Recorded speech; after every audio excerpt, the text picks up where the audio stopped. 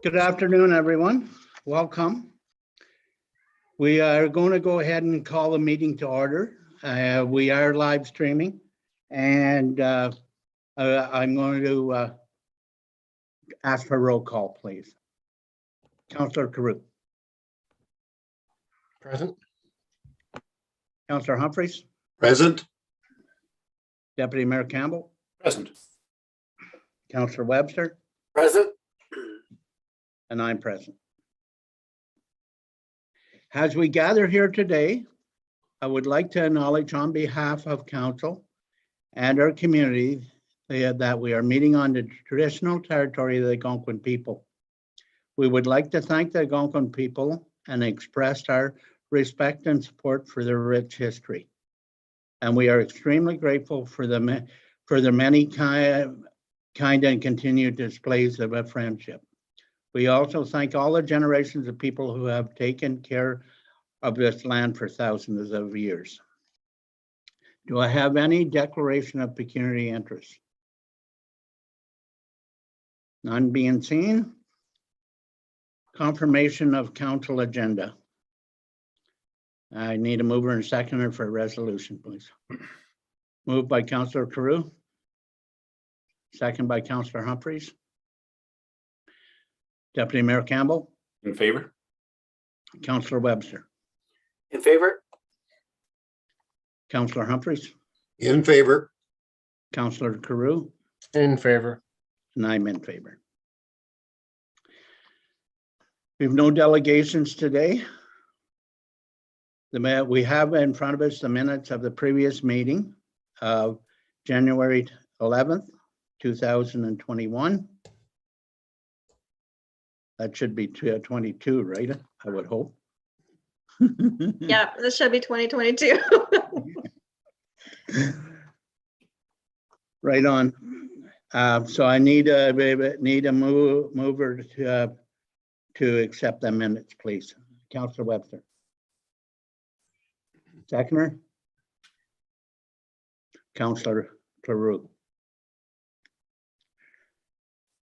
Councillor Humphreys. In favor. Councillor Carew. In favor. Deputy Mayor Campbell. In favor.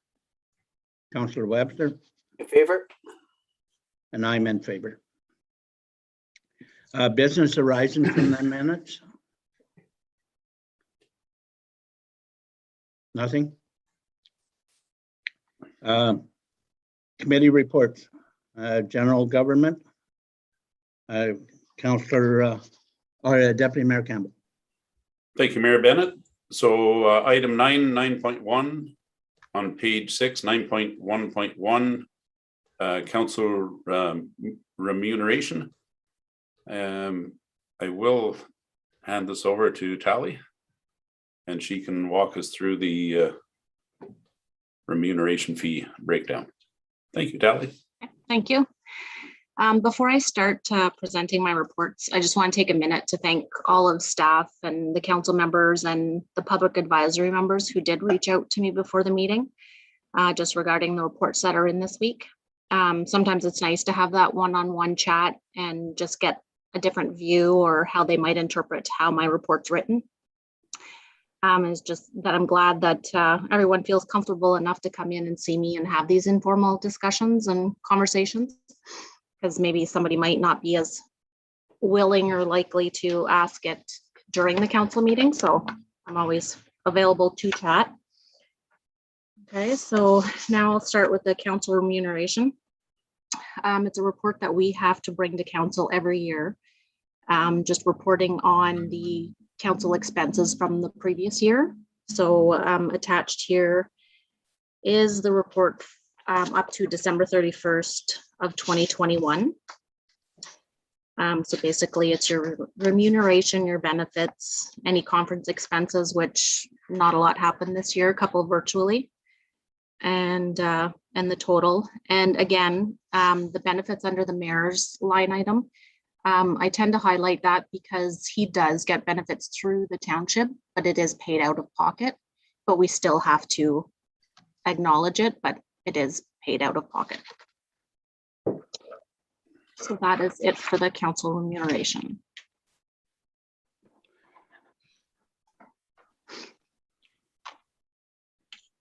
Okay, thank you, Natalie. Is there any questions on that? I think it's all straightforward. On page 8, the investment summary for year ending December 31st, 21. Deputy Mayor Campbell, sorry, Mayor Bennett had his hand up. I'm sorry, Mayor Bennett. I didn't check Hi. the squares quick enough. I'm just checking at which point do we start looking at what council remuneration is for the next council? It's us that has to bring that forward at some point, and I'm just wondering when that happens. So if I may, that'll be something that Tally and I work on in the next couple months. Once we get the summary from the county, which all of the other municipalities, so we can do that comparison, and then Tally and I will work on that, and we bring that to council a little bit later on in the year. Okay, thank you. Okay. And welcome, Spencer. Good afternoon, ladies and gentlemen. So Spencer, we're just starting on page 8 or continuing on page 8, the investment summary for year ending December 31st. Yep. Unless you had any questions with regard to their remuneration report. No comment, no questions. Thank you, sir. So again, Tally, I'll call upon you to walk us through our investments for our year-end total. Okay, so again, as per our policy, these are the GICs and investments that we renew throughout the year. And I did print off, just for reference sake or just for sake of conversation, back in 2018, our average interest rate was 1.68 on our GICs. And then in 2019, we saw as high as 2.02%. And then in 2020, it started in June, it dropped down to 0.66, and it hasn't gone up much more since then. So we all know what that impact is. But I just thought I'd point that out. Don't know if anybody has any questions about the investment report or not. Councillor Humphreys. Just just the stuff that's coming due. I know these are rolling over all the time, Tally, but so the ones that are like the last 4 digits on that, all the ones that in 22 are all reinvested. So it's 1.37 million then Yeah, over the different. I know it's 60 days, 90 days, and all that. So it's 1.3 and- then. yeah, So is that classified as our reserves? no, this is totally separate from reserves. Okay. This is just if our account is looking healthy, we will invest the money, and then Okay. we're not tied in. So if ever we find that we're in a jam or whatever, it's just a phone call and it's in our account. Yeah.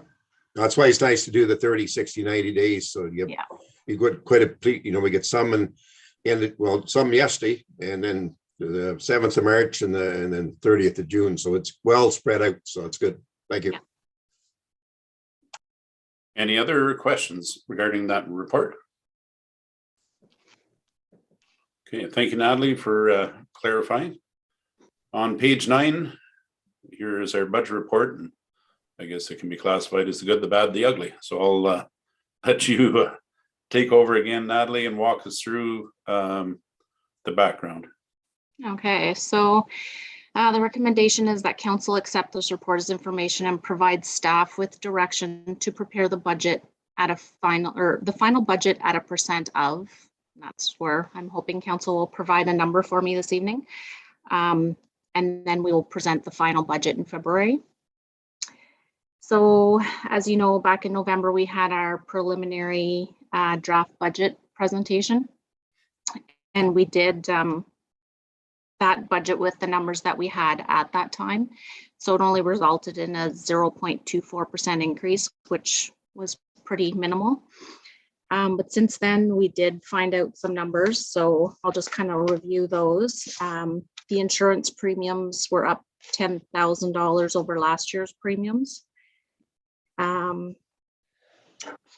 And so again, that's 14% more than last year, and we had the 21% hit last year.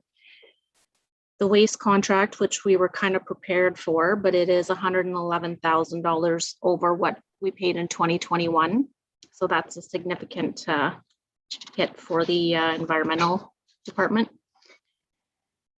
OSIF allocation, they increased that because they had mentioned at budget time that they were upping the pot to 40 million, or sorry, 400 million. But we didn't know where Horton stood in what we were getting, but we now know that we were getting a total of 191,273, which is a significant change over last year. So that will help with some of the other unexpected costs per se. Also the stewardship funding, we are getting an additional 52,000 over last year. And that's when they, I guess in the calculation, if Adam was here, he'd be able to explain it better, but it's the cost that we incur to provide the Blue Box recycling program.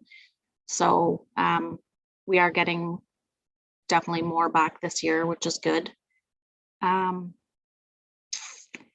the pay equity review, that looks like it'll probably be a 2% levy increase, providing that council approves that.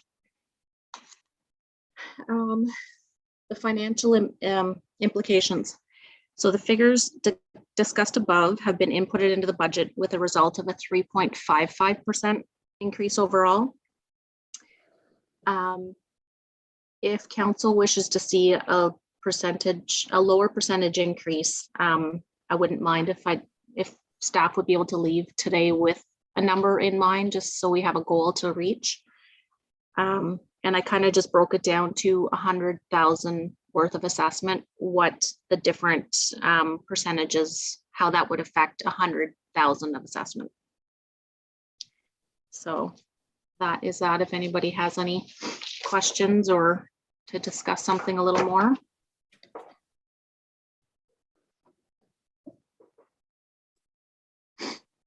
So some of this is out of our hands, and you can see that in a reports coming later on in the meeting under correspondence of the insurance premiums. And everybody's feeling a squeeze on that this year.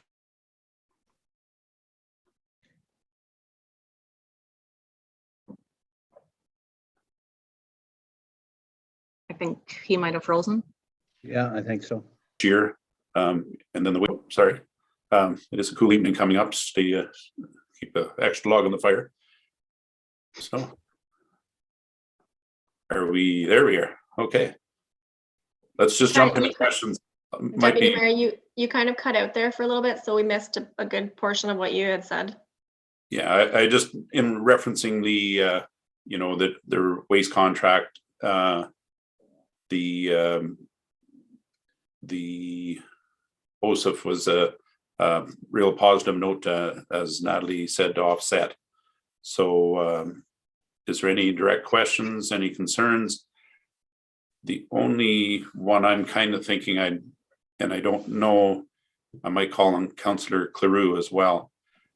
We had our protective services meeting and some questions came up and concerns.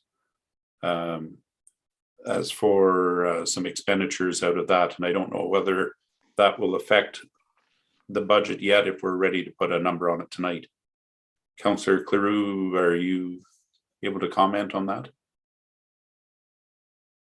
Oh, I can speak more in our when I get to the report. The big thing is some of the vehicles are aging, but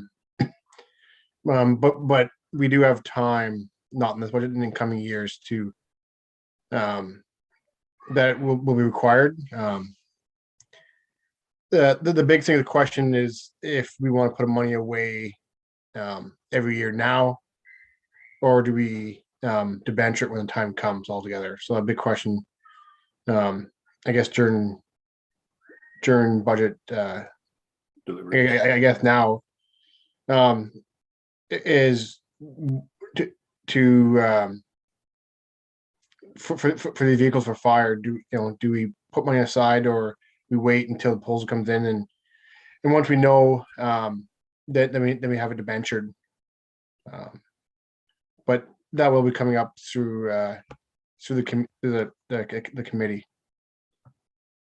And just before I acknowledge you, Hope, and I apologize, Councillor Carew, just more to put some thought ahead before the report, and in case you wanted to speak to it on that. Hope.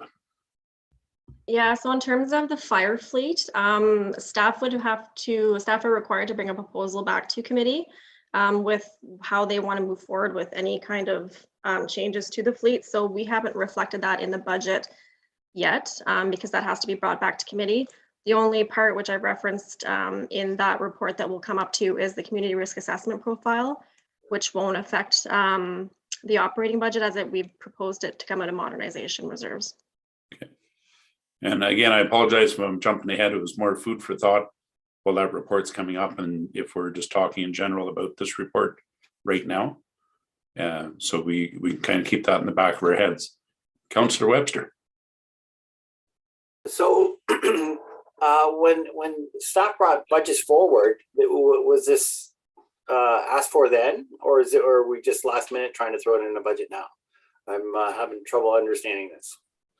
I shouldn't say it was last minute. I know one of our reports were a little late coming in, and then I guess through legislation the part of it falls under the age expectancy of one of our fleet vehicles, and whereas the other is I guess through like an overall safety and life expectancy of a secondary vehicle, that it was brought up that it'll soon need to be replaced, but it was not reflected in the numbers that were brought forward. So that's kind of where I'm going with until, and Hope is correct, until the report has been brought forward with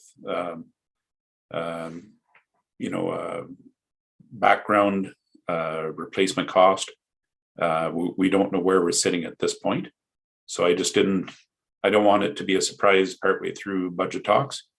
But I just wanted to take it through the chair of protective services, just for food for thought when we're going through. Natalie, did you want to comment, or I wasn't sure if you're putting your hand up there? No, I was just taking it in, looking at my budget while everyone talked. Okay, thank you. Anyone else? Mayor Bennett. So I would quickly, because I understand we're going to talk about it down in 8.4 in protective services, but the councils has the 10-year plan in front of us. That took everything into account to begin with. It just appears that we're leaping some fences trying to move it forward, and we have nothing in front of us showing us that is the financial way to do it right at the moment. So there can't be any movement in this year's budget to accommodate that until we actually see what's in front of us. Because I thought we had already looked at everything and assured ourselves that we knew what was coming in front of us in the next 10 years. And I don't disagree with you, Mayor Bennett. The 10-year capital report should reflect that. I'm thinking of the smaller vehicle more than the main vehicle, because the main vehicle still has like with the review coming forward, still has value and still has a place in the fleet. It was the smaller of the two vehicles that I was leaning more towards, and I think Hope, you may have something. Yeah, just another piece to that.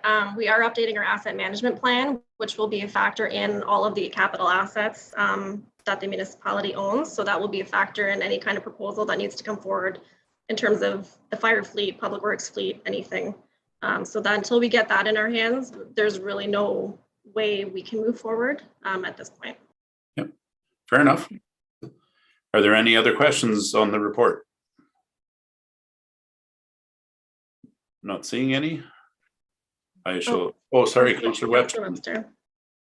So when do we want to talk about this percentage that staff is looking for? Now or I believe it'll come up at the tail end of the meeting if we're deciding tonight. Is that the intent, hope? Well, I'd like to have a number when I do read the resolutions out, if we can have that discussion now and see if we can Okay. come to some kind of common ground, and then I'll put a number in the resolution. And if it gets voted down, it gets voted down, and somebody else can put another resolution on the table with another percentage. It's just, it'd be nice to have an idea now what I can work with. So that's the next step right now, do the percentage. Councillor Webb or Councillor Cleroux. Thank you. This is a question for Natalie or for Hope. I know that with insurance premiums have been heavily increasing over the last couple of years. It's always been a factor in the last 2 or 3 budgets, I think maybe 3. With the lag, I know it was one of the recommendations through the lag that we look at a joint tendering with municipality, and I believe there's talks. I'm not sure where they're at with the partner municipality. I know we did it with the financial, like with the auditing, and we did see some savings. I'm just curious if we're going to join, if we're going to look at, see if there's any savings through a joint venture or not.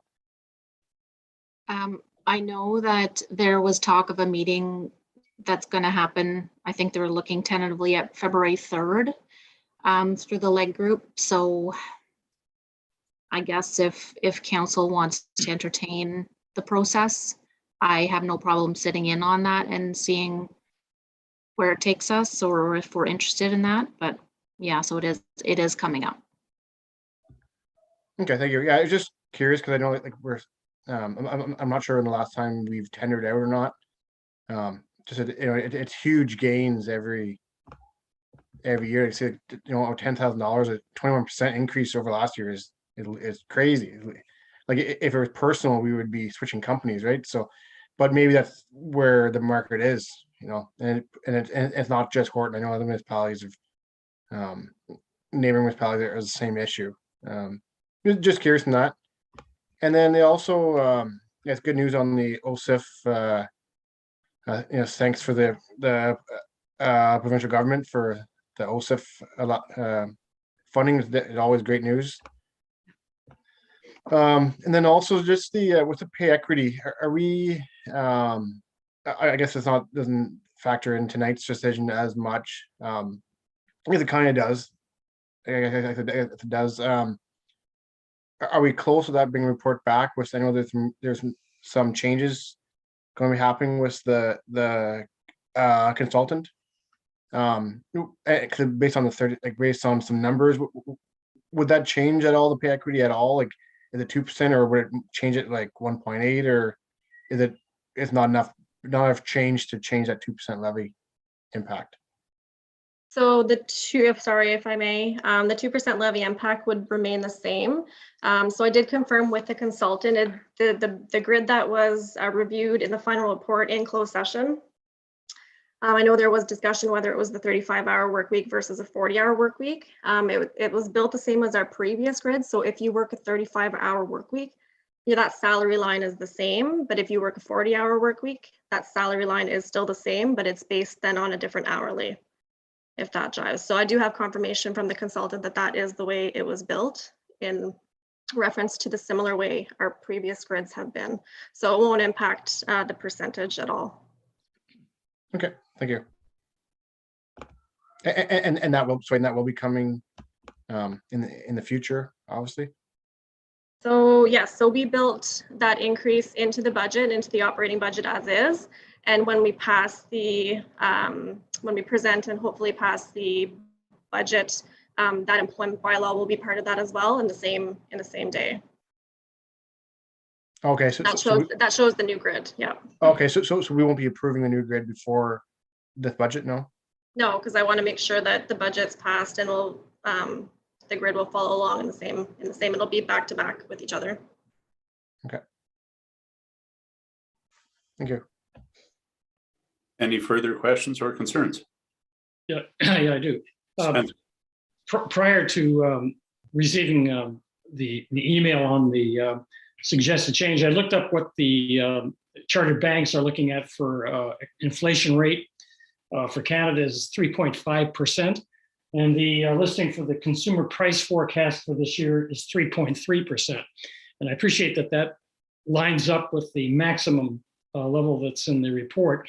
However, I guess when people start to think about inflation and the consumer price index, what they don't want to see is in excess of that, particularly from municipalities, unless there's some really compelling reasons. In other words, we have a really serious financial problem.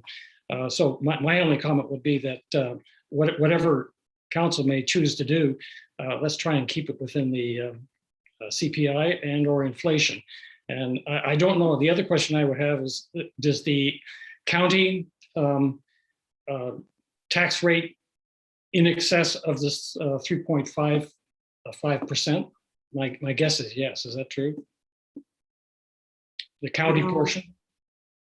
No, they just passed it last week. I want to say it was 1.7. Mhm. So they were quite lower than that. No, yeah, but our 3.55 is just municipal. Yeah, just our municipal. Just our Yeah, so municipal. it would, yeah, so the county would be 1.7 on top of that. Right. So I guess we have no control over the county, of course, but whatever we do, if we can keep it within a perceived acceptable rate without, diving too far into our reserves, that would be my only comment. Mayor Bennett, you had your hand up before? I was just going to answer Spencer, but Natalie was way ahead of me. So Okay. Okay, Councillor Webster. Thank you, Deputy Mayor. So in discussion with our treasurer and our CAO, I've looked at our reserves and everything else, and there's lots of factors going on in the next couple of years. So we have to keep in mind, well, with COVID going on, but the impact assessment is still, I believe, Tally, I think only 2016, they're still using those rates.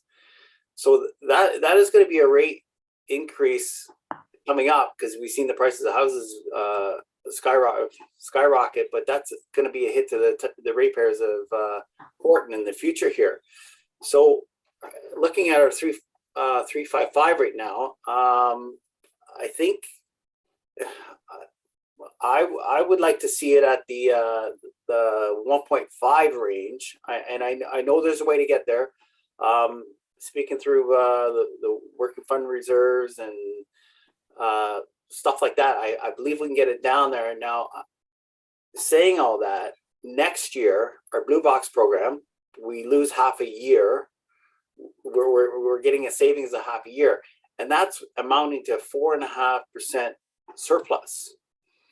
So we'll have that extra next year because we're only paying for half a year. It's about a 9% levying hit to our budget every year.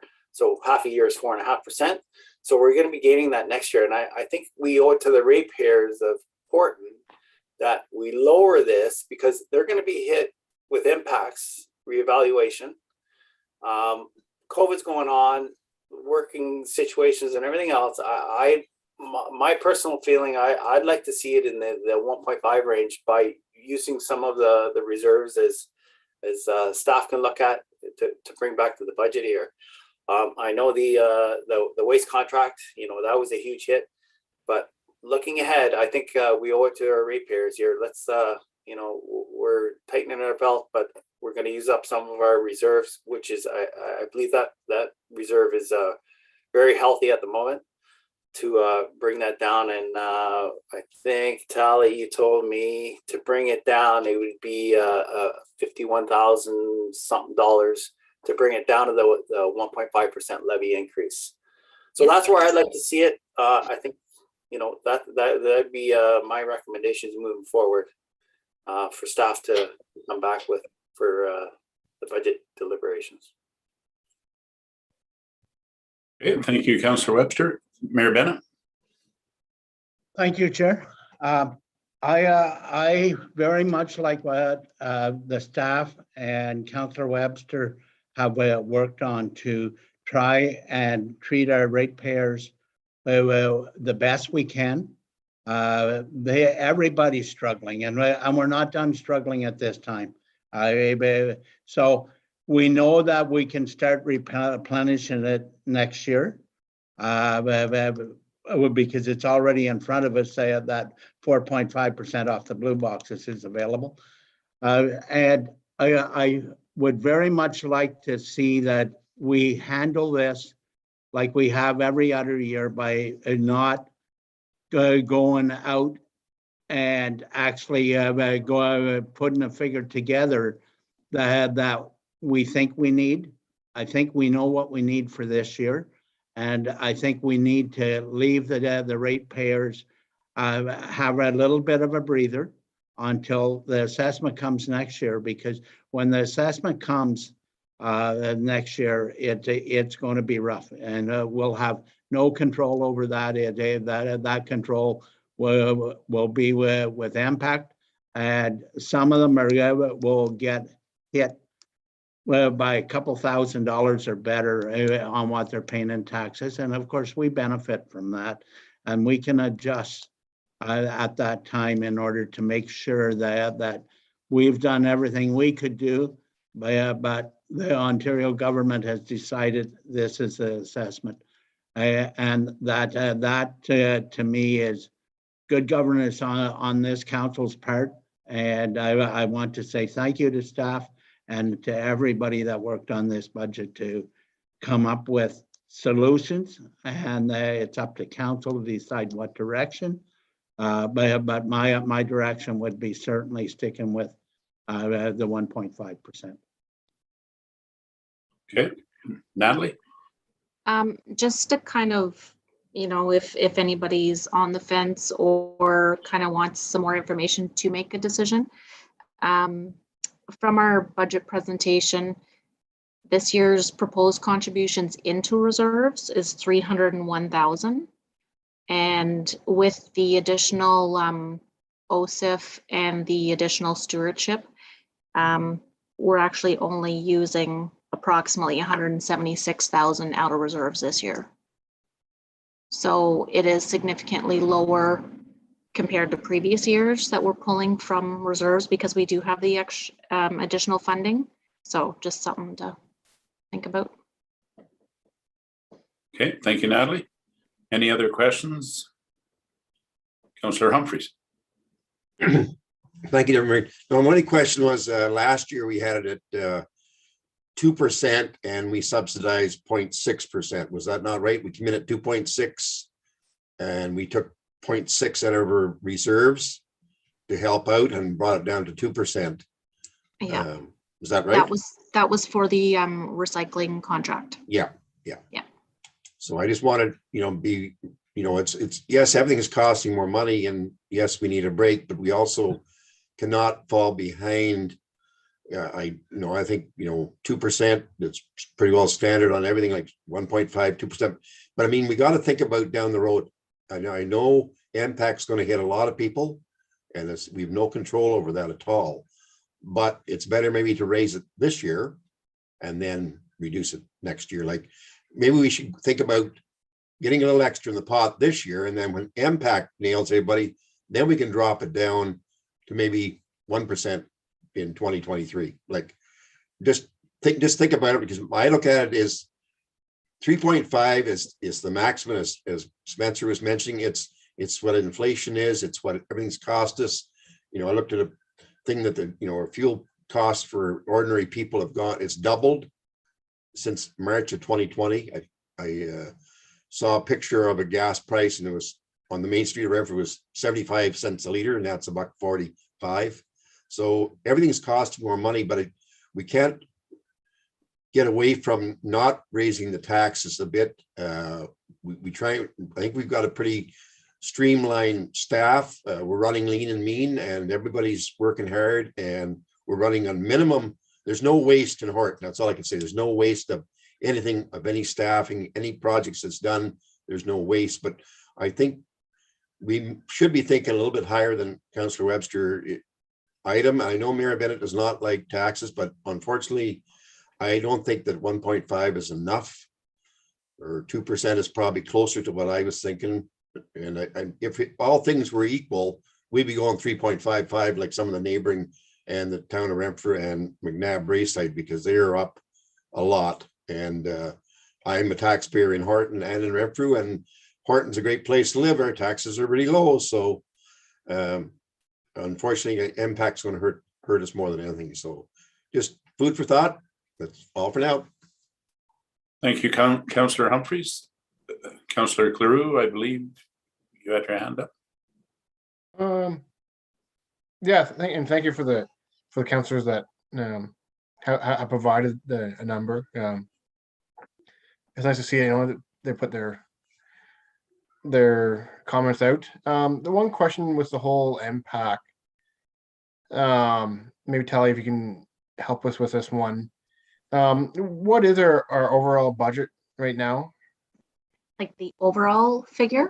Yeah, that we need to operate, and So it's 2,569,541. so 2.5 million, Yeah. basically to operate in capital and everything. And is it my understanding, 'cause it is scary with the price of homes, like every home you could say you can put is probably up 100, 200,000 for fun, right? Across the board, probably. So if it would impact, there'd be a big difference between the come rate and they come assess your house from 2016. Last time it was done is, it was projected 2020. And I believe they're coming this year, I believe, Tally, right? Is impacts assessing 2022? I believe the assessment isn't changing for 2023 either. Oh, okay. I think they announced that recently, that they were staying Okay. the same again.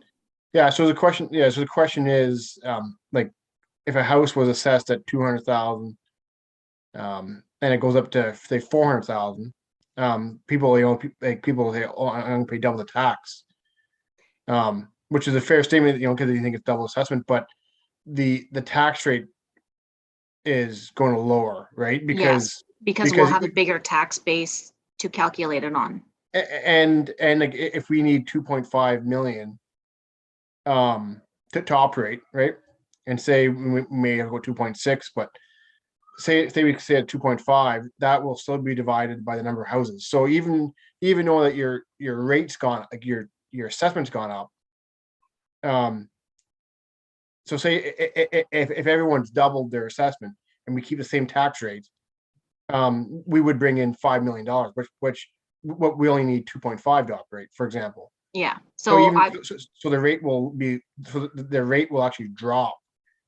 Yes. Because of how taxes are calculated, and correct me if I'm wrong, Tally, it's your assessment times your rate. Yes. So absolutely, I think the rate itself would drop because we would have a bigger tax base, but the individual homeowners so now their assessment has doubled.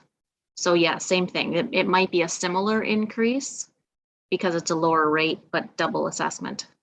Yeah. If that makes, Yeah. if that's what you're meaning. So people like, So it we're, could, yeah, I think where people are going to get hit right now is because is if you people are buying homes right now. Like, so say you bought a house was worth 200,000, you paid 400,000 for it, and they're paying taxes on 200,000. Well, they're going to pay taxes on the purchase price. Is that how it works when someone buys a house now? Like right now? Not necessarily, because the assessment is generally lower than market value. Yes. Yeah. Yeah. So, and then two, I think the problem with the tax rate being higher right now is that our assessment base hasn't increased in a few years, but the cost of everything is going up. So we still have X number of dollars to calculate it from. Yeah. Right, So yeah, and that's where the next councils will see that even this council, like, you know, our budget is 2.5, say. But even once we get our asset management plan, it might turn out that we got to spend more money on roads, for example. What our assessment should be at, our budget should be at 3 million, for example. So that's where you might see the impact on taxes in the future. Mhm. And then going back to the increase, I'm kind of, I was leaning to the 1.5 is the same thing, because it'd be curious what's going to happen once the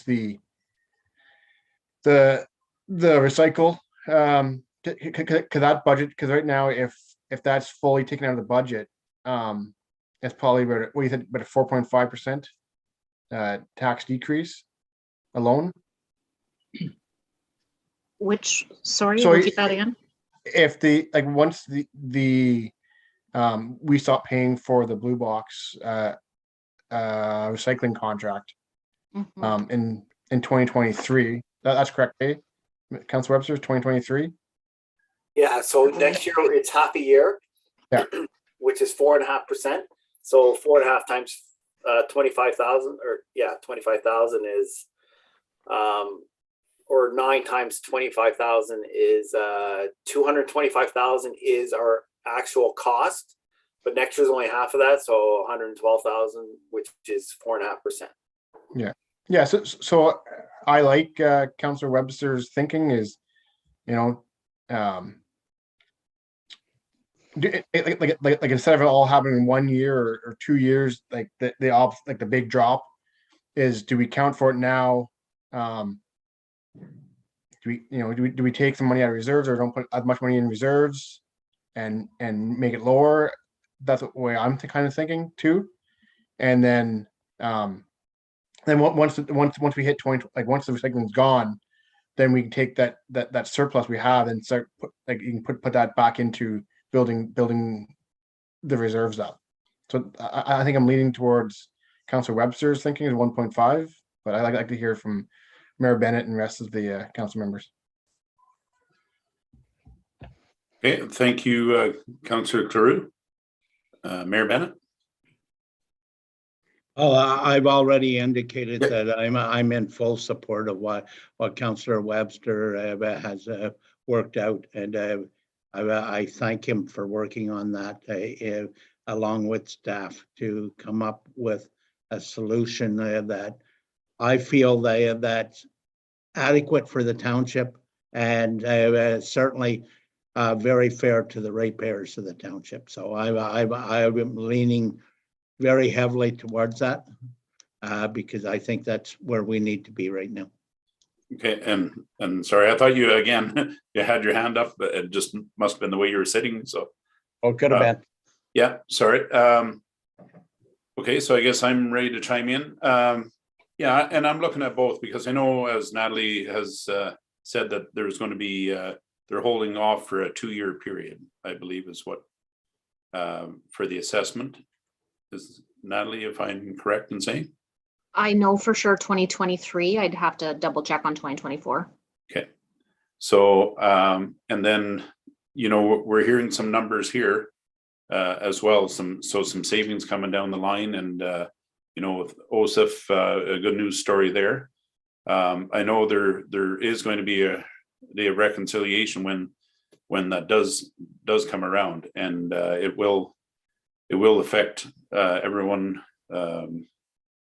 So right now, and I do believe I read it, that if we're 1.5%, what would that be on the average home assessment?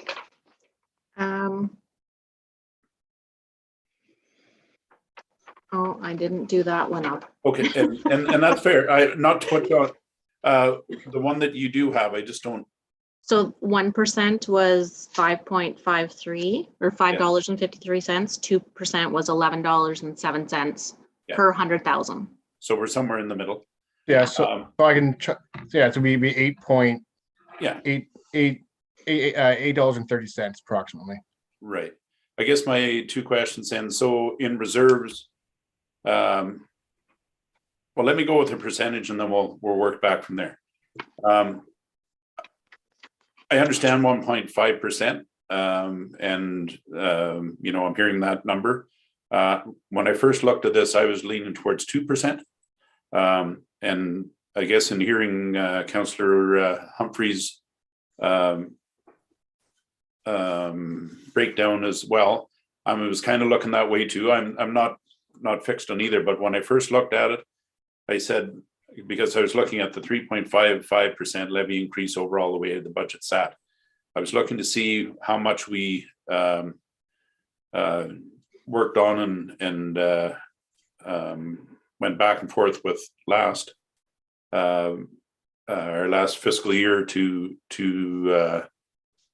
in comparison to reserves and where we found our savings. So it was 2% that I first looked at, thinking, okay, if we can get down to 2%, I think that, you know, that's that kind of a standard that we have been bringing along. And then I was looking at the 2-year, the 2023-24, when they start coming back around and putting mill rate back where it was in the assessment rate. So I guess if I was to throw it on the table, I'd say, you know, a 2% increase would be where I'd be sitting. And then but then I want to do comparison to how much we have in reserves and where that leaves us fall. So that would be my recommendation would be around the 2%. I think we can get down that bring it down that much, because again, we always look at the initial amount, and I actually would have liked to have almost had one more finance meeting to go over this, but we have to start somewhere and then we'll back up from there. Spencer, could I hear your comments? I'm really in the 1.5% camp, only because if you add the regional portion onto it, that puts us within the consumer price index and the expected inflation rate. So any ratepayer who called up to complain about the increase, we could easily say that we are well within the inflation range.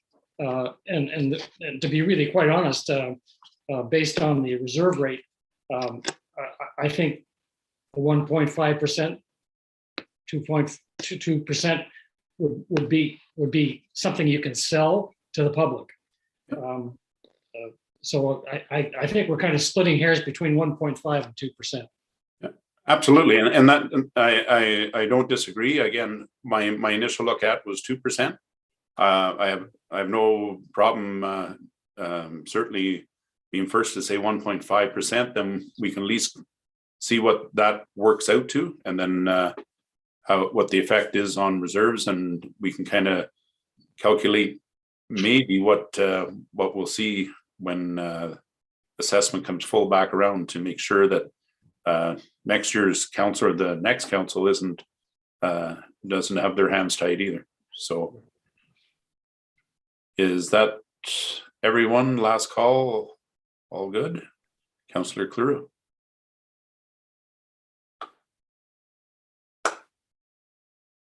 Sorry, I had one more question. I was trying to find it my own. With the Thompson Hill project that's going to be happening in 2021, we won't be that will be debentured, right? We're debenturing it, so it won't actually hit till 2023. Like, we're not putting any money aside this year for it. And I believe calling back from and sorry, I should ask this question. I should have called earlier, and I didn't think of it until now. Do we have that number offhand? What it's going to be? I'm just thinking how it's going to strap the next council. You know, I don't want to strap the next council. And we do have OSIP, OCF this year that would help. And we have, I think we have the Johnson Road coming off, or one of the projects coming off this year. No, well, it'd be Garden of Eden is off this Garden of year, Eden, and the sorry. office one, yeah. Johnston Road, I think, goes to 2028. But the total number that we used for the budget for Thompson Hill was 1.4 million. Yeah, so we'd be curious what will be the debenture. I'm not sure if you have that or not. What would be for 2023? I had printed, and that was back a while ago when Adam first brought it to committee. I had done just a debenture schedule from their site. I'd have to look it up and get back to you, but I had provided it to them for that. Yeah. Yeah, No, I guess it depends too on how many years council would want to debenture it over. Yeah. And doesn't affect, I don't think it affects this year as much. Yeah. Thank you. Councillor Webster. Yeah, for Councillor Cleroux, I believe when we discussed that, Adam, I had, and Tally had this conversation, is that what was coming off of done is going to be Thompson Hill's price, and so it's really a wash. It's just going to carry on instead of ending and starting, and we're just going to carry it on through. So that won't be a rate increase to the ratepayers. That was our whole goal all along. Thank you. Yeah, and that's what I was trying to remember that, and I thought it was enough was coming off that it would cover. Okay. Great conversation. Again, there's a lot of thought, and it's as much what we're thinking is going to happen 2 years from now as much as what we're seeing this next fiscal year. Who knew that? Yeah, your average $200,000 house that is at least doubled or more, and that's something we can't speculate. But again, we're looking at the minimum impact that does not affect the bottom line, and then looking forward to see what the next fiscal year brings. So I appreciate all the input. Natalie, again, I know you've had, I'm sure, lots of hours dotting I's and crossing T's, and I think if we're ready, are we waiting till the end of the meeting then hope to put something on the table? Mayor Bennett. I just want to mention, Chair, that I'm not sure what happened with Doug, and I think this is a very important vote, and he hasn't had the opportunity to actually give a final to his voice, and I think we should at least give him a minute to see if he can get back on, or was there some other chat that went on that I don't know about? No, so Councillor Humphreys has texted me that he has crashed, so he's trying to reboot his computer. I guess Susan's on for another meeting as well, so I think they're tapped for internet. So if that's the way the mayor feels, we do have another council meeting coming up next Tuesday, so it's back-to-back council meetings. So we could table this and bring it back on February the 1st, just so that all parties are present, and perhaps that way we can move forward. So if council's okay with that, we can pass it tonight. We can table it and pass it or bring it back forward again on Tuesday, February the 1st. I'll leave council for that consideration. Mayor Bennett. I would be more comfortable with the fact that everybody present, having these meetings without sitting in the chair is tough to begin with, it then lose your voice over 5 minutes of not having any internet is not fair to anybody. And I would like to, I'd like for the chair to consider something that works, that the voice of everybody is heard. And absolutely, and in fact, I understand exactly what you're saying. Obviously, we would not put this to a vote without a full complement of council. And certainly I'd like to hear from Susan as well. I know she wasn't able to be here tonight, but I would certainly recommend that we put this off at least till our next meeting, if there's no objections. I think we have a good flavor on the table there right now, and I think staff would be able to work with some of those numbers and or at least come up with two different scenarios. I think we're leaning definitely towards the lower. So if we could put this off till the next meeting, I'd certainly put that on the table. So. Yeah, so as long as I have council consensus to do so, we can table it to February 1st meeting, and we'll bring back the report with all the same information, and we can have the discussion again. Is everyone in favor of that? Mayor Bennett? No, I'm just saying I'm in favor. Okay. Do we need a vote on that, Hope? No, I just need council consensus. It's not like a resolution. So as long as everybody's on the same page and agrees that we can table it, then that's all I need. Yeah. Okay, Mayor Bennett's in favor. I'm in favor. Councillor Webster's in favor. Councillor Cleroux and Spencer. We're in favor. So thank you very much. Again, it's certainly the way to do it and the right thing to do. So if that being said, I believe that is my report. And thank you everyone for your input and great dialogue and conversation tonight. I turn it back over to you, Mayor Bennett. Thank you. Thank you, Spencer. Deputy Mayor Campbell. I just want to say at the end of the report that the budget seems to be a working document that forever never comes to an end. We do the best to make it work where we think that it's comfortable for everybody. And I need to thank staff, and I need to thank everybody that worked on the budget. A lot of it's done at your desk at home. What can we do here? What can we do there? And never brought forward. And this year it was brought forward a lot better. So and a lot more work went into it. Just trying to make everybody comfortable with what was going on. So thank you for everybody that had any time put into it at all. That we've come to a situation where we can go to a vote and see where we're headed. So thank you for that. Recreation Committee, Chair Humphreys, and he's not here. So would I be okay to leave that for the time being, Hope, until see if Chair Humphreys can get back on?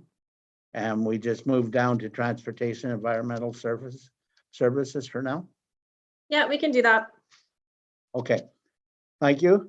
Chair Webster, if you would like to take the floor, please do.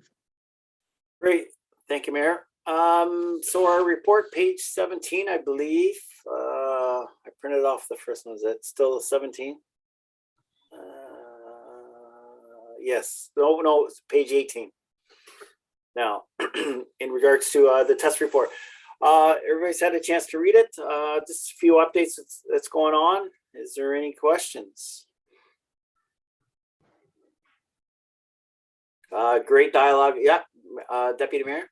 I guess I was just looking through and I'm not up on the cost for the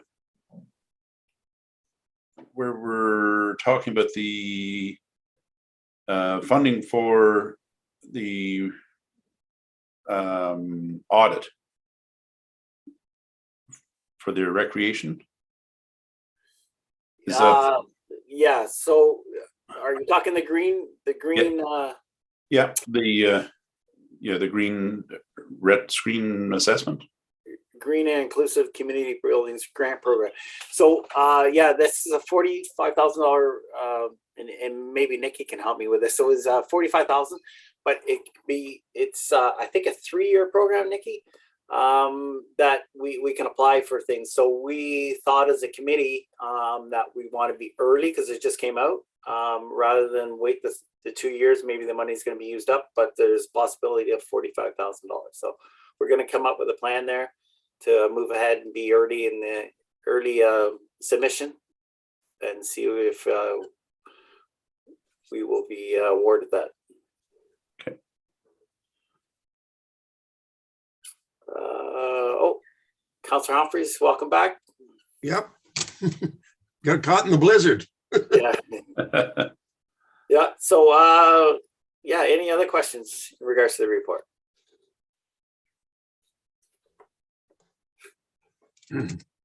Seeing none, I will pass it back to you, Mayor. Thank you, Chair Webster. But 8 I can head back to recreation now. So Councillor Humphreys, we have actually moved the budget. We have some kind of direction to give staff. We did not vote on it. But we will be voting the next meeting, I believe, Hope.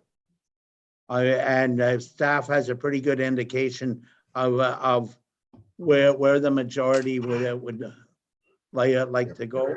But however, that decision is not final. They're just going to work on it, and we will be voting on it at the next council meeting.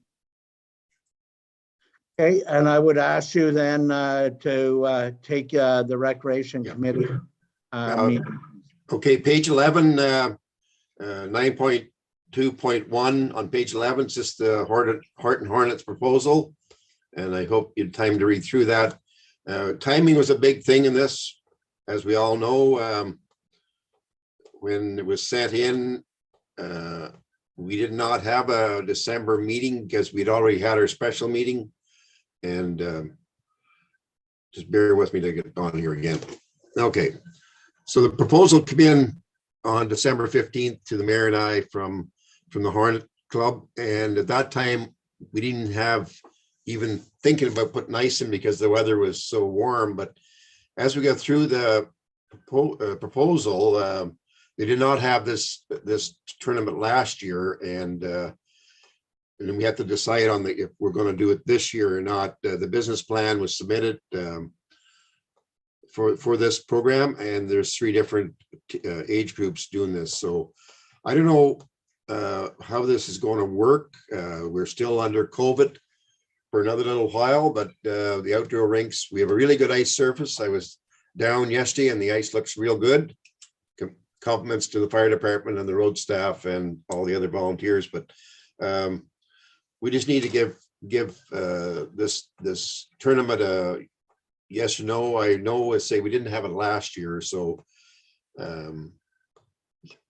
what is council's feeling on this with the time frame? Like, will we go ahead because we didn't have anything last year for the kids, and we do have ice now, and the cost will, like, all the stuff is in there for the fees and the budget breakdown based on 2018, and 2019 didn't change much. And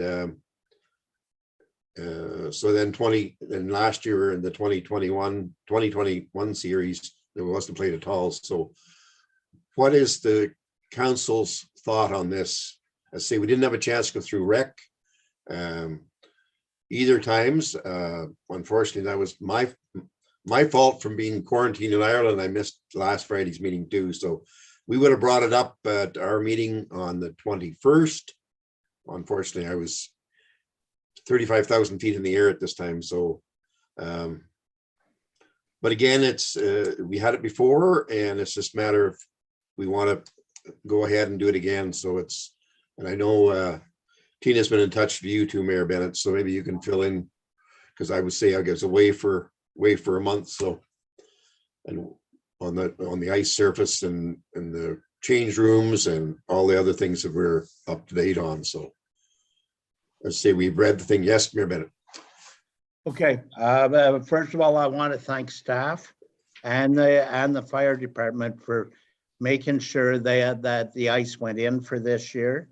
I agree with you that the ice is something that we should be pretty proud of, that we got in within 10 days. Yeah.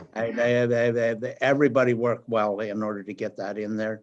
And it didn't matter whether the direction was coming from the main office here or coming from Adam and his road crew. Everybody worked 100% together in order to make this work. And it's very nice in my eyes to see the fire department working so close with the rest of the township. So I want to thank everybody for that. I do not think that we can, as a municipality, put this tournament on. I do believe that what we should be doing is renting the ice to the people that can put it on, and that we can accommodate. And we have to make sure that we follow all the health rules, and that all the people that are involved in it know what the health rules are and what they have to do to put it on. But I think at the end of the day, that because of COVID and because of what's happening, as a municipality, we need to rent the ice to the people that are going to put it on. And we also need to make sure that we have everything looked after health-wise, and the easiest way, not the easiest way, the best way for this year with COVID around is to rent the ice to the people that are going to look after it. And then they all have to sign waivers, and I would ask Hope to explain what we have to do to follow all the rules that are in front of us and make sure we're covered for insurance purposes. Yeah, I so, sorry, if anybody does want to rent the rink at the hourly rate, we do have a rental contract that they must sign and abide by the guidelines. And payment obviously is accepted here at the office. If there's a 3-on-3 tournament that is being proposed, then the renters of the rink and who's running the tournament have to get waivers signed with everybody involved, just for liability purposes. And then just in addition to that, the township already has the proper signage up, skate at own risk, all of the issues that we would have with our insurance company. Those I's are already dotted and T's crossed, so we're okay in that sense. And I think the other question is, I think we skipped over the actual proposal for the spring hockey, the Horton Hornets team itself. So that's another conversation that council has to have in with review to the proposal. That's what I was talking about. Then we jumped. I was not on the 3-on-3, but actually the Hornets Spring League is what I was asking council what the cost is and what the budget was breakdown was on from page 11 to 16. So and then I know that the talk about the 3-on-3 was for this. Actually, it's this weekend. I guess they want to try and do it for, because things will open up on the Monday, the 31st, of the way I understand it. And I think it has to be the responsibility especially the 3-on-3 tournament or 4-on-4 has to be the people that are coordinating the show with the proper liabilities and stuff. So anyway, that's all said and done. We go back to the Hornets. The season is, I guess, with the other rinks too, the outdoor rinks are going, and the indoor rinks are supposed to start going again as of Monday, the 31st, right? The way I read it. Yep. So we can go from there for that. But anyway, it's up to the Hornets to, if they want to do it. I guess it's money out of our pocket if it's not successful. And I agree with the mayor that we just rent the rink, and if they want to do other things with it. But I don't know whether this council has the time to offer that program through the Hornets. I know they didn't have it last year. I know there's some disappointed kids, 3 different age groups and stuff, but I just don't know what the feeling is from the rest of the council on that. So like the total expenses 12.2 and money coming in, works like they're gonna make money on it, but that's all things said and done, so. So I don't know what the feeling is on the council, and say our rec committee didn't have a chance to review this for the time, so. Councillor Webster. Thank you, Councillor. So in regards to renting out the rink, I'm totally on board. That should be user rented out and that's it. Yeah. It's not their responsibility. I'm on board with that. In regards to the Horton Hornets, as I play hockey myself for the last couple of years, I've been started hockey, shut down, started hockey, shut down. I'm as being on council, and we're responsible for taxpayers' monies here. Like this could end up being put to the taxpayers, and I don't want any part of that right at this time, because it's been I've shelled out money that I don't see a return on, and I don't want our taxpayers to take this brunt on this. So they're welcome to do it. Rent the ice, whatever they got to do. But for this year, until we get more stability, because come January 31st, we're going to open up. And then what happens February 3rd or 28th at the end of the year, and they shut down, we can't get tournaments, and they can't raise the money back. So where does that money go? It goes back to the taxpayer, and I can't be in support of that. So those are my thoughts at this time. I'm totally supportive of kids and hockey and everything, but until we get more stability going on, I can't support that right now. Okay, thank you, Tom. Yeah, Deputy Mayor Campbell. Okay, well, first of all, this is, I want to thank Tina for putting her business plan together. As you know, I'm a big fan of that, and she does it well, does it right. Her heart's in the right spot. She is a leader when it comes to trying to put on events and look forward. I had spoken with her myself, and although I wasn't, I was neglected to ask when the date would start. And again, this weekend is pretty fast approaching. When I spoke with Tina, I was certainly, I said, I'm a fan of the kids playing hockey and getting out and blowing off steam. But the two things I did speak with her about, one was certainly the safety factor of COVID, and knowing that there was an announcement coming at the end of the month, and as Councillor Webster or Councillor Humphreys has made reference to, we believe that it's going to open up. And again, my conversation was, what happens though if it shuts down? What's part of it going to do? I guess like last year or the previous year, you just stop and walk away. So that would be a deciding factor for me as well, because the business plan's there, the thought is there. Safety though, we have to watch that. And I was just hoping that by the end of the month, that if things loosened up enough to move forward with this. But the COVID numbers are still spinning and around, and vaccinations are going on, and I see the lineups are there. People are getting out to be vaccinated, but the numbers are still up. And I just don't know what would happen, monetary wise, bottom line, if we got shut down partway through. Again, I was reading the fees, the expenses. She has it well broken down. The expenses, tournament fees, jerseys and socks, the ice time, the rentals, tournament expenses. So yeah, there is a monetary factor there as well. But as far as the rink being open, anyone can rent it and use at own risk. I think that's 100% moving forward, and maybe at this time the best the township can propose. Thank you. Any other questions? Councillor Crew.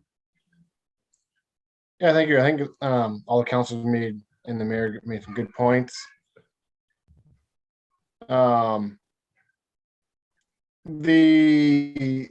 big thing for me is like even go to the weekend tournament first is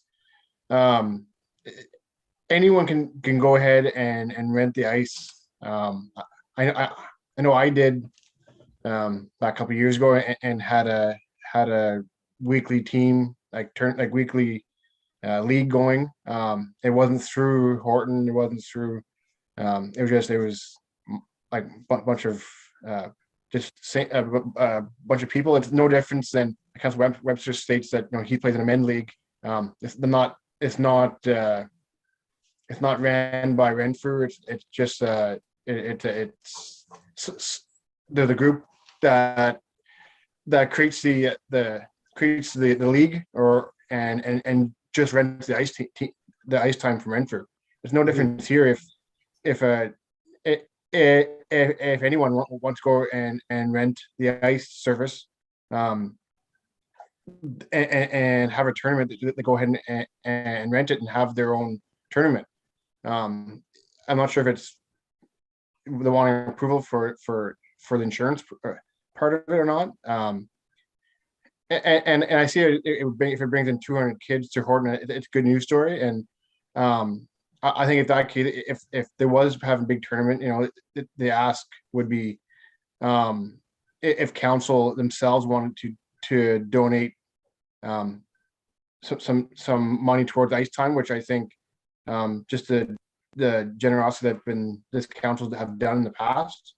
I know for myself that I would donate some ice time personally towards it, but I don't think it needs to go and be ran by a Horton by the municipality. I think if they want to have a tournament, they go ahead and rent the ice surface and just have the tournament following all the policies and the guidelines. Then it's kind of the same course as what I've said before with the spring hockey.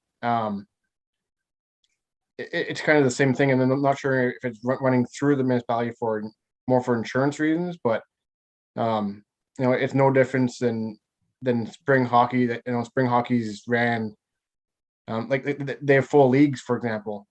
It's away from Renfrew Minor Hockey Association, and even men's leagues run in the spring and summer.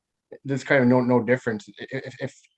If someone wants to create a association, they can go ahead and apply for anything. And if they want sponsoring from the township, that's a different thing. But I don't feel personally it shouldn't be run through the municipality itself. I don't think. Thank you. Thank you. Yeah, just pay the township their $65 an hour and go from there, like any other taxpayer would too. I guess that's the thing. As I know, the fire department didn't bother putting the lines on. We're very lucky.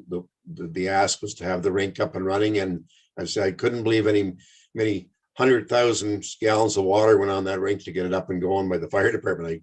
When I talked to Mike Fortier, I was sort of really caught me back how many gallons and hours of watering the rink to get it up. And it's a good base now. And if we can rent it out, get the people out, as Deputy Mayor Campbell says, get some fresh air. That was the main stay when we talked about this first week in January. So I guess whatever we want to do, we accept that as information, and the business plan is there. This time I feel that we cannot, they have to do it on their own. And that's, let's say, I agree with Councillor Webster on the leagues around. You pay your fees and then it's canceled. And what do? You suck it up. And it's very hard to do those tournaments with COVID. I know Steve Ospienko also chimed in on the health. He's our rep. So he talked about the health unit and stuff in these tournaments. And I said we had to put the onus back on the organizers of these different. So I say, like Councillor Carew did too, just go rent the ice. And I know before we donated money for family skates, all the councillors have. So, and I know we're not going to have a carnival this year because it's only 2 weeks away and we can't do it. And that's, I think our big goal in rec will be have something, maybe even Canada Day, like start planning for something big down the road, but it's not, we're not out of the woods yet. I was in quarantine for 10 days and I still have the effects of COVID. So it's not an easy thing to get over. It'll hang with you for 30 to 90 days, according to the health unit. So I know where it's coming from. I've seen it from the other side now. So my outlook has changed on the way COVID hits people. So, and it's anyway, I have nothing more to say in this. It's up to the council. Just let it go as rent the ice, follow the safety protocols, sign the waivers, and go from there. So, and if the mayor wants to chime in, he's been around the rink more than I've been, and he talks to more people. I know Glenn has talked to Tina too, and if there's any other ideas, let's get it done. So, Mayor Bennett, anything else to add? Okay, thank you. No, I'm quite content that we're looking after the taxpayers. We're looking after the responsibility as council of making sure that whatever we do moving forward is not a taxpayer risk. And we have made a direction that I think should be livable with everybody, and would hope very much this is the last year we have to live through this. Yeah. We want to get moving forward and get back on with life. Because we know we're on track before. We just have to wait till the world leaves us get back there. So thank you for all that. Yeah, that's all you have, Chair, then? Yes, that's all I have. Thank you. Okay, thank you. Protective Services, Chair Cleroux.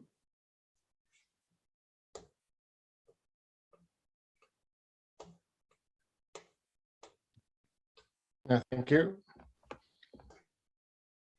Yeah, so the meeting was held on the 20th. The fire chief did provide a whole year summary. So we've had 49 calls, as you see in the report. One of the big items they brought forward is the fire underwriters survey grading. Basically, each municipality gets a rating based on the fireman, if it's full-time or full-time or part-time, and if it's close to a fire station or a water like a fire hydrant, sorry. And most of the township does have a 3B rating. That's the surrounding area. And the fire chief mentioned that this rating is for 5 years, and part of the rating is how old is your frontline equipment, if it's 25 years or less, I believe it was. So our equipment is will, like, by the next survey, it will be past that. So we do have some time. That's where Council Deputy Mayor Campbell was talking about. And also the risk assessment, the community risk assessment, that hopefully makes the 22 budget consideration. And that's the chief was hoping that be completed in 2022. Then we also discussed the fleet as I like the pickup, the small vehicles, and also the actual tanker and pumper. And we stated that anything that's happening in 2022 should be going through the budget process. And that's pretty much, that's it for my report. For any questions?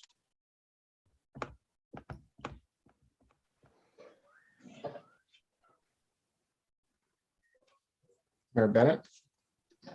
Thank you, Chair.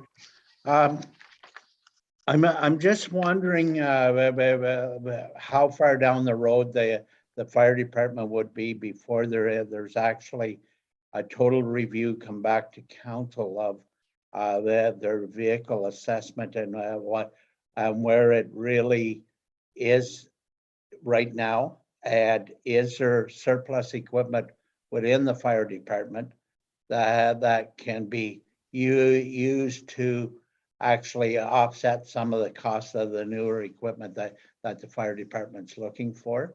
And actually, just to mention it, the old pumper, I'm just wondering if there's something that can be put in writing of what the actual use of that apparatus is, because the longer we leave it sit there and not getting value for it, it depreciates in value, and the depreciation is not in the shape of the fire truck itself, it's in the year. And there may be other fire departments, and I can name 3 of them that would maybe interested in purchasing that and put quite a few coppers into the reserve for the new equipment.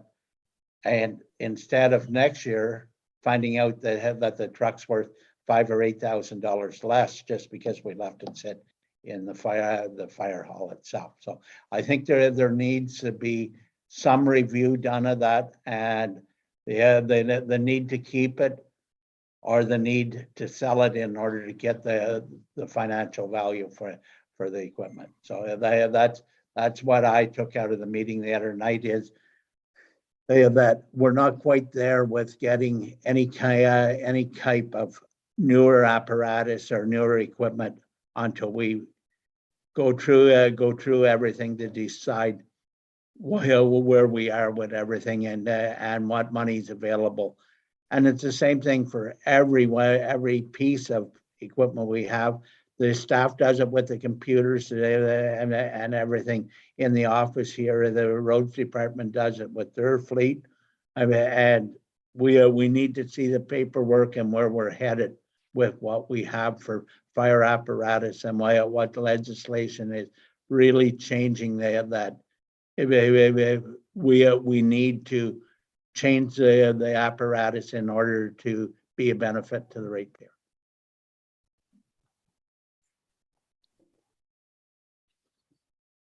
Thank you. Any other comments?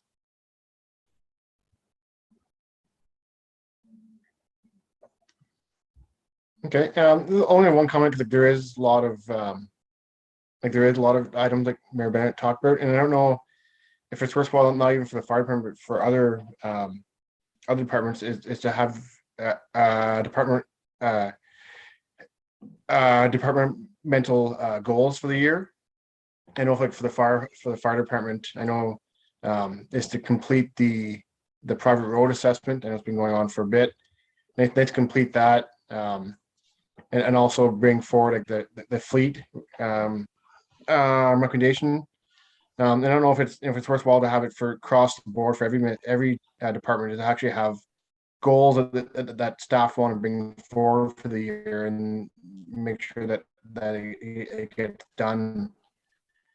Doesn't get carried on for multiple years. I'm not sure if CEO wants to discuss that, if it's a good idea or not to have goals that maybe it's achievable or not achievable, but at least it's gearing towards the.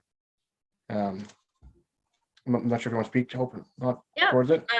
So because we have such a small staff, we do speak interdepartmentally and staff amongst ourselves what our goals are. I'm a big fan of writing down your goals and attempting to achieve them in that year. So we do already do that as staff together. But if that's something that council wants to actually see in a report format to bring forward, then we can certainly accommodate that. But we do it already. It's just we don't bring it to council at this time.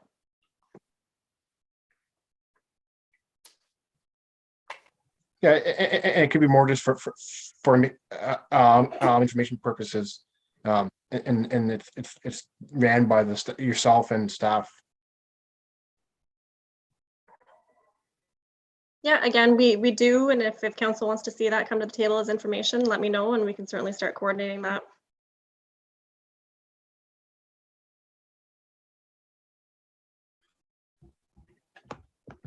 Okay, thank you. That's it for myself. Mayor Bennett, sorry. Yeah, I would just like to thank Hope for offering that to us. I would like to have in paper form why we're doing that, why we need to do this, and long before the last day before we set budget. I would like to be able to digest how we can twist and turn it to be beneficial to everybody for and three quarters of the departments are doing it now and making us well aware of what's coming down the pike, and I thank them for that. It just something just seemed to fall off the chart as far as being prepared with what's in front of us now.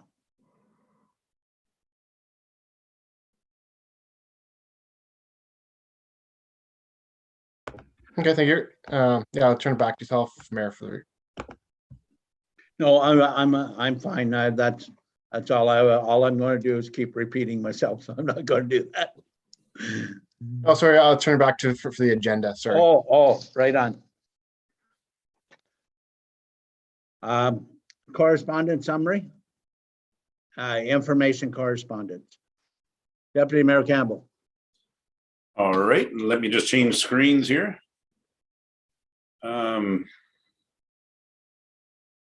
Info package.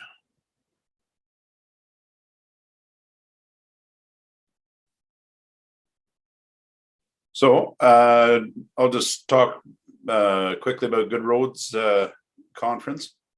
So the 2022 Good Roads Conference will be held Sunday, April 10th, Wednesday to Wednesday, April 13th at the Fairmont Royal York Hotel.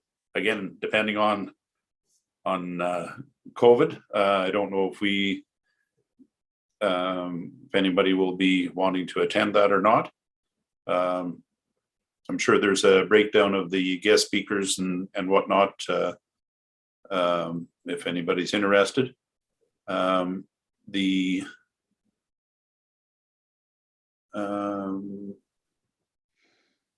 Lots of reading on Renfrew and area senior home support. Nice roundup of the year's report or some of the holiday events, the fundraisers they had done. I see there's a few postings there for looking for volunteers for drivers and home maintenance workers, house cleaners, and again, lots of volunteers needed for kitchen screening, fundraising, demonstrations, cleanup, and events.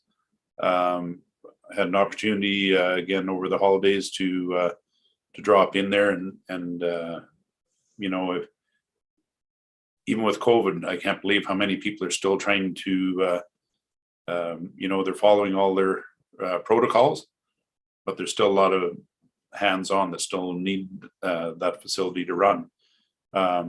So again, a big shout out to all the volunteers and everyone that's following up on that and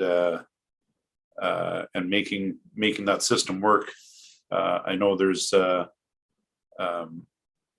lots of, unless you've actually looked at the itinerary and all the chairs of the committees in there, you can sure get your eyes open in a hurry of just how much you know, that the Senior Support Group and Golden Age Activity Center have an impact on our township and the surrounding. So a big shout out, Mayor Bennett. I know you could talk a lot more in detail on that, but again, there's a lot of good people doing a lot of good work and need to be recognized.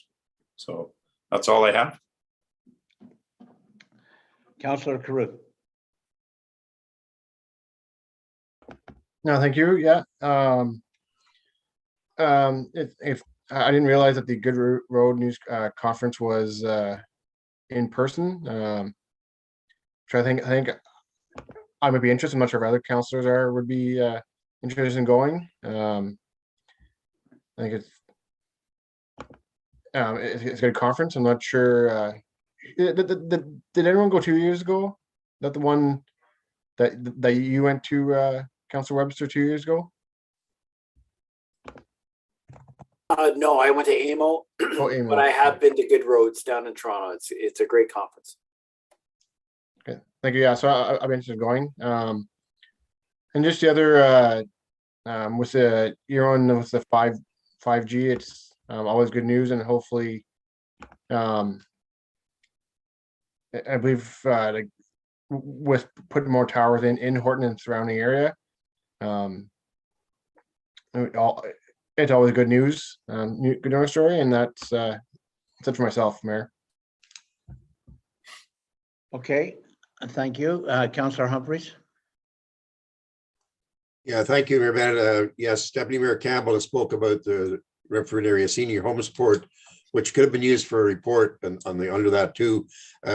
Yes, the 5G's getting closer. It's in Carlton Place through Rogers. The trucking and the supply issues are still going on. I guess this convoy is either looking at that area too. That's coming through for cross-border stuff and whether they want to be vaccinated or not. So still a lot of things, labor market groups, and still a shortage of healthcare workers, still advertisings and all the websites for help, and all different through OnTrack, through the labor marketing group. Like we hear all about it, but I mean, there's articles in that Ottawa Valley News that are always good to read. And again, really good article of the Renfrew and area home support from page 6 to page 19 had a lot of information on what's going on, and Dennis is doing a really great job with that organization. And I know it's a plus for Horton. I know Adamston uses it well. They got directors and pictures in the paper of all the donations and stuff. So it's a benefit for sure. And I know I agree with Deputy Mayor Campbell on that one for sure. So that's all I had for now. Thank you. Councillor Webster. Thank you, Mayor. Yeah, the good roads, like I said, I with another municipality, I was down there a couple times, and it's a really good conference for networking and everything else. Good news for Rogers coming up this way, 5G getting closer, so that'll be great for our residents. Senior home support, Dennis is doing a great job there. Great newsletter, very informative. So keep up the great work there. Councillor Humphries on that board. And good news coming soon to Renfrew. The labor market group is heading our way, so that'll be good for jobs and everything else. The other thing was 2 more things.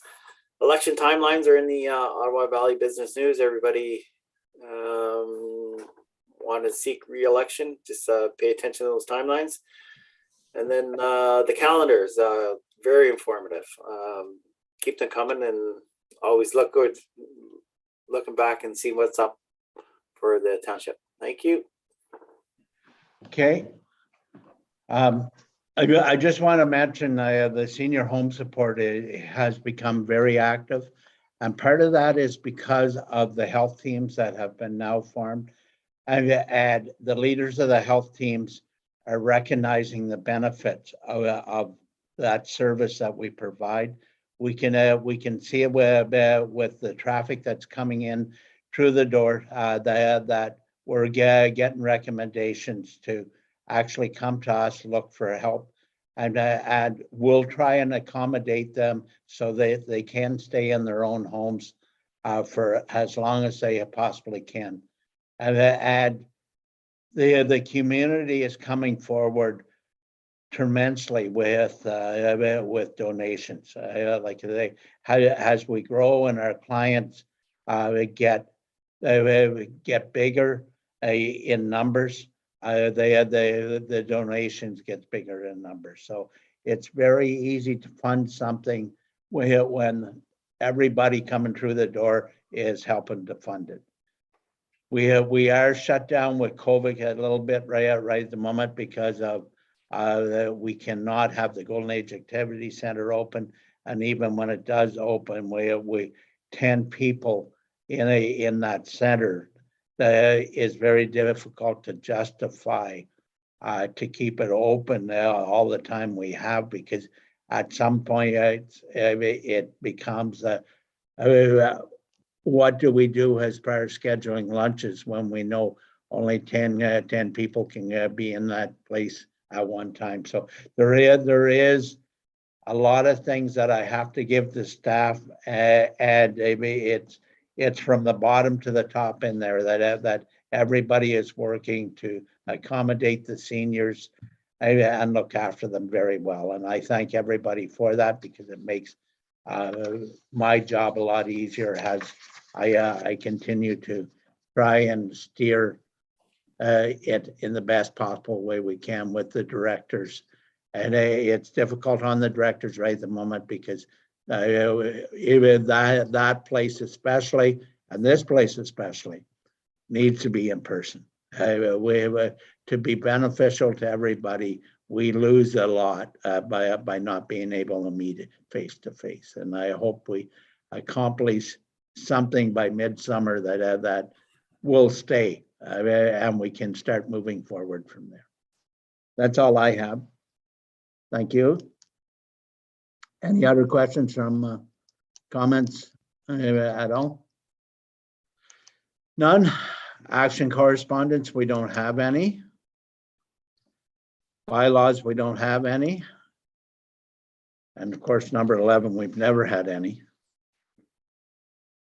Council staff members' concerns. None being seen. Motion for reconsideration, none being seen. Resolutions, Hope. That council accept the council remuneration report for the year ending December 31st, 2021 as presented.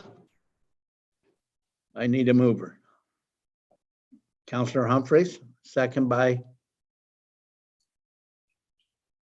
Councillor Webster. Deputy Mayor Campbell, In favor? Councillor Carew, In favor? Councillor Humphreys, In favor. Councillor Webster, In favor. and I'm in favor. That council accept the investment summary for the year ending December 31st, 2021 as information. Moved by Deputy Mayor Campbell, second by Councillor Carew. Councillor Webster, In favor. Councillor Humphreys, In favor. Deputy Mayor Campbell, In favor? Councillor Carew, In favor? and I'm in favor. That council received the 2022 spring hockey proposal as information and that council not approved this proposal for 2022. Do I have a mover? Councillor Humphreys. Second by Councillor Webster. Councillor Carew, In favor? Deputy Mayor Campbell, In favor? Councillor Humphreys, In favor. Councillor Webster, In favor. and I'm in favor. That council received the email proposal for a 3-on-3 hockey tournament as information, and that council conclude that anyone proposing to utilize the rink for a special purpose must rent it out with the associated fees to be paid as per the tariff of fees bylaw and sign the according rental contract. Do I have a mover? Councillor Campbell, second by Deputy. Oh, sorry, get my head here. Yeah, Councillor Humphreys moved it, Deputy Mayor Campbell seconded. Councillor Webster, In favor. Councillor Humphreys, In favor. Deputy Mayor Campbell, In favor? Councillor Carew, In favor? and I'm in favor. That council accept the test committee chair's report as information. Do I have a mover? Councillor Webster, second by I'll second. Councillor Humphreys. Councillor Carew, In favor? Deputy Mayor Campbell, In favor? Councillor Humphreys, In favor. Councillor Webster, In favor. and I'm in favor. That upon recommendation from the test committee, council agreed to issue a request for proposal to have an external consulting firm conduct an energy audit and RET screen assessments of the community center, arena, and rink change rooms Then complete a detailed design that displays a minimum of 10% improvement in energy efficient retrofits and upgrades.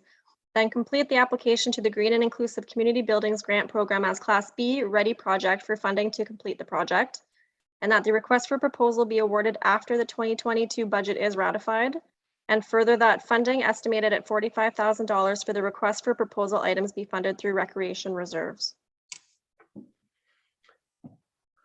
Mover. Counselor Webster. Second. I don't have a seconder. Deputy Mayor Campbell. Counselor Carew. In favor? Counselor Humphries. In favor. Deputy Mayor Campbell. In favor? Counselor Webster. In favor. And I'm in favor. That council accept the Protective Services Committee Chair's report as information. Mover. Counselor Carew. Second by Counselor Humphries. Deputy Mayor Campbell. In favor? Counselor Carew. In favor? Counselor Humphries. In favor. Counselor Webster. In favor. And I'm in favor. That council accept the CAO clerk's information memo for January 25th, 2022. Moved by Counselor Carew, second by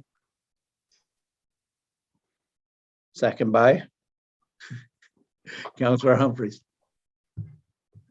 Deputy Mayor Campbell, In favor? Counselor Webster, In favor.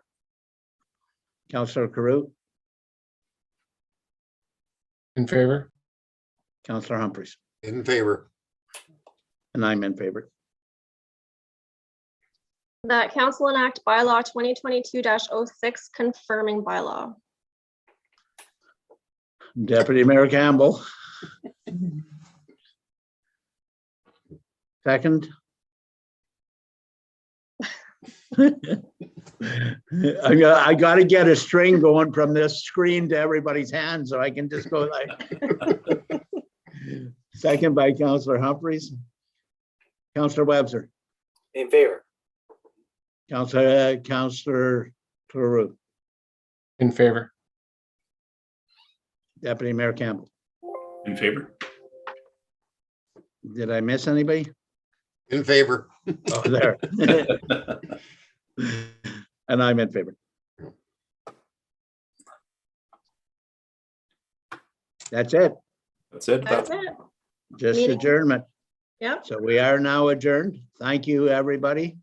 This was a little bit of a discussion that we had throughout this whole council, but great discussion, and we're expressing what we think is best for the community, and I thank everybody for that. So